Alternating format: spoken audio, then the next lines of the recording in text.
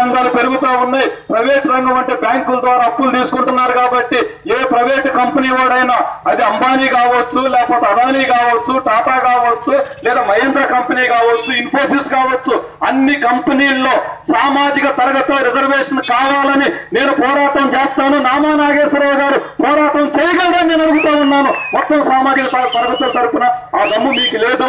అలాగే ఇట్లా చెప్పుకుంటూ పోవాల్సి వస్తే మహిళల గురించి మనం పోరాటం చేస్తాం, అలాగనే ఉద్యోగుల గురించి పోరాటం చేస్తాం, ఖమ్మం జిల్లా అభివృద్ధి గురించి పోరాటం చేస్తాం. కేసీఆర్ గారు అడుగుతున్నారు కదా 16 ఎంపీలు ఇవ్వండి నేను దేశాన్ని నడుపుతానని. దేశాన్ని నడుపున పక్కన పెట్టండి, రాష్ట్రం విడిపోయినప్పుడు మనం ప్రాణహిత ప్రాజెక్టు జాతీయ ప్రాజెక్టు కావాలని మనం అడిగాం. రాష్ట్రం విడిపోయినప్పుడు బయ్యారం ఫ్యాక్టరీ గురించి మనం మాట్లాడాం. రాష్ట్రం విడిపోయినప్పుడు 7 మండలాల గురించి మనం మాట్లాడాం. రాష్ట్రం విడిపోయినప్పుడు మనం రైల్వే లైన్ గురించి మాట్లాడాం. ఈ 16 మంది ఎంపీలు కానీ మీ కూతురు గారు కానీ ఎప్పుడైనా బయ్యారం గురించి పోరాటం చేశారా? లేదా ప్రాణహిత ప్రాజెక్టు గురించి పోరాటం చేశారా? పోరాటం చేయకపోగా మేము బహిరంగంగా చెప్తున్నాం. 500,000 రూపాయల నోటు రద్దయినప్పుడు మోడీ గారిని పొగిడి కొన్ని వేల కోట్ల రూపాయలని అనుయాయులంతా కూడా నల్లధనాన్ని తెల్లధనంగా మార్చుకున్నారు. మీరు మోడీ గారికి భయపడతారు, మోడీ గారికి లొంగిపోతారు. ఎందుకనంటే మీ రహస్యాలన్నీ మోడీ గారి దగ్గర ఉన్నాయి. మనం చెప్తుంటాం కదా మాయల పకీరు ప్రాణం చిలకలో ఉన్నట్టుగా ఈ రోజు కేసీఆర్ గారి ప్రాణం నరేంద్ర మోడీ గారి దగ్గర ఉంది. మీ అవినీతి ఎంతో తెలుసు, మీకు ఎంత కూడబెట్టావో తెలుసు, ఎక్కడ కూడబెట్టావో తెలుసు, ఏ దేశంలో దాచుకుంటున్నావో తెలుసు, ఏ కాంట్రాక్ట్ దగ్గర ఎంత కమిషన్లు తీసుకుంటున్నావో మోడీ గారికి తెలుసు. అందుకే మోడీ గారు కేసీఆర్ గారు తోడు దొంగల్లాగా మీరు ఎవరిస్తా ఉన్నారు. మీరు గెలవాలనుకుంటుంది ఎందుకు? సెక్యులర్ ప్రభుత్వాన్ని ఏర్పాటు చేయడానికా లేదా ఇంకో ప్రభుత్వాన్ని ఏర్పాటు కాదు. మీరు గెలవాలనుకుంటుంది మీరు బీజేపీ ప్రభుత్వాన్ని కేంద్రంలో తేవటానికి. అందుకే మిత్రులారా, టీఆర్ఎస్ కు ఓటేస్తే బీజేపీకి ఓటేసినట్టే. టీఆర్ఎస్ కు ఓటేస్తే ప్రజాస్వామ్యాన్ని కూలీ చేసే నరేంద్ర మోడీ మనిషి రూపంలో ఉన్నటువంటి నరరూప రాక్షసుడు నరేంద్ర మోడీ గారు వారిని ప్రధాని చేయడానికి మీరు గెలవాలనుకుంటుంది. రేపు ప్రధానమంత్రి మీరు నామా నాగేశ్వరరావు గారు గెలిస్తే మోడీ గారిని ప్రధానమంత్రిని చేస్తారు. కానీ సిపిఎం గెలిస్తే మా అఖిల భారత కమిటీ నిర్ణయం తీసుకుంది బీజేపీని గద్దె దించడానికి, దేశాన్ని కాపాడటానికి, ప్రజాస్వామ్యాన్ని కాపాడటానికి మేము చివరి దాకా ప్రయత్నం చేస్తామని కమ్యూనిస్టు ఈ రోజు నిర్ణయం తీసుకున్నారు. మాట్లాడవలసిందిగా కోరుతా ఉన్నాం. మీ అందరికీ నమస్కారం.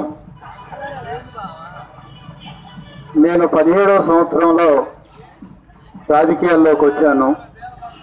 కొత్తగూడెంలో చదివాను, ఖమ్మం ఆఫీసులో ఉన్నాను. ఆఫీసులో తమ్మినేని గారు కూడా ఉండేవారు, బోడిపూడి గారు కూడా ఆఫీసుకి రెగ్యులర్గా వస్తూ జిల్లా కార్యదర్శిగా ఉండేవారు. నేను రాజకీయాల్లోకి వచ్చిన తర్వాత మేము ఇలా నిలబడటానికి, నీతిగా ఉండటానికి, పార్టీని వదిలిపెట్టకుండా ఎర్ర జెండాన్ని కాపాడుతూ ముందుకు పోవటానికి తమ్మినేని గారు, బోడిపూడి గారు ఇచ్చిన స్ఫూర్తిని మీ అందరికీ తెలియజేస్తా ఉన్నాను. మీ అందరికీ నేను ఇచ్చే హామీ, పార్టీ చాలా ఉన్నతమైన గౌరవాన్ని నాకు ఇచ్చింది. సిపిఐ పార్టీ వారు బలపరిచారు.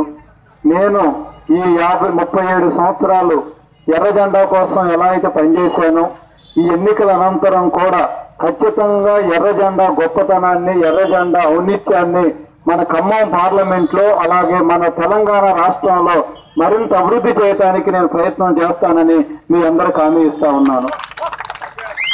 మిత్రులారా, తమ్మినేని గారు చెప్పారు నేను సాధారణ కుటుంబంలో పుట్టాను, ప్రజా రాజకీయాలను నేర్చుకున్నాను. కానీ నాకు ప్రత్యర్థులుగా ఉన్నటువంటి నామా నాగేశ్వరరావు గారు కానీ, రేణుకా చౌదరి కానీ, బీజేపీ కానీ వారి చరిత్ర అంతా మీకు తెలుసు. ఇవాళ కేసీఆర్ గారు అంటారు ఖమ్మం మీటింగ్ లో నామా నాగేశ్వరరావు గారు బాగా అనుభవం ఉన్న వ్యక్తి కాబట్టి వారికి సీట్ ఇస్తానని చెప్తున్నారు. మరి మొన్న ఏం చెప్పారు మీరు? ఏంటి నామా నాగేశ్వరరావు గారికి ఉన్నటువంటి అనుభవం, వారు ఎందుకు పార్టీ మారారు? ఈ రోజు పార్లమెంటు సభ్యుడిగా పొరపాటు నామా నాగేశ్వరరావు గారు గెలిస్తే ఎవరి తరఫున పార్లమెంటు మాట్లాడతారు, ఏ వర్గం గురించి మాట్లాడతారు? నేను ధైర్యంగా చెప్పగలను, ఈ రోజు మన ఖమ్మం పార్లమెంట్ లో 7 అసెంబ్లీ నియోజకవర్గాలు ఉన్నాయి. 7 అసెంబ్లీ నియోజకవర్గాల్లో మన సత్తుపల్లి అసెంబ్లీ నియోజకవర్గం పూర్తి వ్యవసాయక నియోజకవర్గం.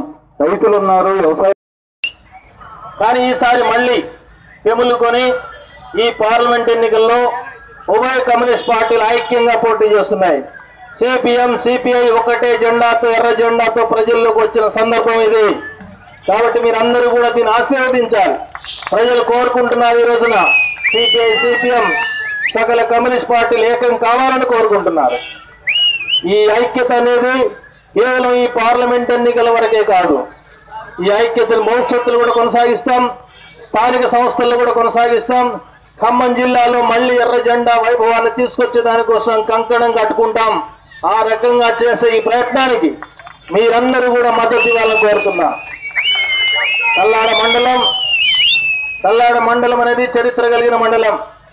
ఆనాడు కామెడి బోడెపూడి వెంకటేశ్వరరావు గారి నాయకత్వంలో ఆయన ఎమ్మెల్యేకు ఎర్ర జెండాకు దూరమైనటువంటి మన మిత్రులు ఉన్నారు. వాళ్ళు ఎక్కడికి పోరు, మళ్ళీ ఎర్ర జెండా చెంతకు చేరక తప్పదు. ఈ ఎర్ర జెండాను వీడిన వాడు కాస్త డబ్బు దొరకొచ్చు, అక్కడక్కడ పదవి దొరకొచ్చు. డబ్బు దొరకొచ్చు, ఎర్ర జెండాను వదిలిపెట్టి బయటికి పోతే, లేదా పదవి దొరకొచ్చు. కానీ పరువు మాత్రం దొరకదు. డబ్బు దొరకొచ్చు, పదవి దొరకొచ్చు తప్ప పరువు మాత్రం దొరకదు. గౌరవం మాత్రం నిలవదు. పెట్టి బహిరంగ సభలు పెట్టొచ్చు. లారీలు, ఆటోలని బ్రహ్మాండంగా గులాబీ జెండాలు వేసుకొని ఖమ్మం పోవచ్చు.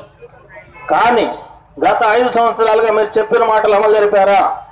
డబుల్ బెడ్రూమ్ ఇస్తా అన్నారు. ఎన్ని బెడ్రూములు ఇచ్చారు? అక్కడక్కడ 5ో 10ో కట్టి అందరికి ఆశగా గారడి చూపిస్తున్నాడు. ఎక్కడ ఇవ్వట్లేదు. కేజీపీజీ విద్య అన్నాడు, అమలు చేయలేదు. 3 ఎకరాల భూమి అన్నాడు, అమలు చేయలేదు. దళితుని ముఖ్యమంత్రి అన్నాడు, అమలు చేయలేదు. ఇట్లాంటి మాట తప్పిన ముఖ్యమంత్రిని గద్దె దించాల్సిన అవసరం ఉంది. వాళ్ళ ఎంపీలు ఓడించాల్సిన అవసరం ఉంది. అంతేకాదు, ఇవాళ 88 అసెంబ్లీ సీటు గెలిచినా ఇంకా ఆయనకు ప్రతిపక్షం మీద కక్ష పోలేదు. ఎవరు ప్రతిపక్షాలు ఉండకూడదట. 19 మంది కాంగ్రెస్ వాళ్ళు గెలిస్తే ఇప్పటికి 10 మందిని కొనేసుకున్నాడు. 2 తెలుగుదేశం పార్టీ వాళ్ళు గెలిస్తే ఒకళ్ళు కొనేశాడు. ఈ రకంగా ప్రతిపక్షం లేకుండా చేయాలి కుట్ర జరుగుతుంది ఈ రాష్ట్రంలో. ఇవాళ రాజకీయం అంటే కార్పొరేట్ రాజకీయం నడుస్తుంది, తార్పుడు రాజకీయం నడుస్తుంది, వ్యభిచారం. ఒక నినాదం ఇస్తున్నారు ఇప్పుడు టీఆర్ఎస్ వాళ్ళు. మీ ఊళ్ళో టీఆర్ఎస్ వాళ్ళు ఉంటే వాళ్ళు వచ్చి మీ బజార్లో ప్రచారం చేస్తే ఈ మాట అడగండి, నేను చెప్పే మాట. వాళ్ళు ఏమంటున్నారు ఇప్పుడు? సారు 16 సర్కారు అంటున్నారు. సారు, కారు, 16 సర్కారు. సారు అంటే ఏంటి? సారు అంటే కేసీఆర్ అట. కారు అంటే వాళ్ళ కారు గుర్తట. 16 అంటే 17 పార్లమెంట్ సీట్లు ఉన్నాయి ఈ రాష్ట్రంలో. వీళ్ళ మిత్రపక్షం ఎంఐఎం హైదరాబాద్ సీట్ గెలవాలట. మిగతా 16 టీఆర్ఎస్ వాళ్ళే గెలవాలట. గెలిస్తే ఏం చేస్తారట? సర్కారు నడిపిస్తారట, చక్రం తిప్పుతారట. చక్రం తిప్పుతాను, భారతదేశం మొత్తాన్ని తారుమారు చేసేస్తాను, 70,000 టీఎంసీల నీళ్లు వాడుతున్నాయి, ఉపయోగించుకోవట్లేదు, వాటిని ఉపయోగిస్తాను, 3 లక్షల యూనిట్ల కరెంట్ వస్తుంది, దాన్ని ఉపయోగించట్లేదు, దాన్ని ఉపయోగిస్తాను. ఇలాంటి గారడీ మాటలన్నీ కేసీఆర్ చెప్తున్నాడు. కానీ కేసీఆర్ సారు ఒక మాటకు సమాధానం చెప్పమని మనం అడుగుతున్నాం.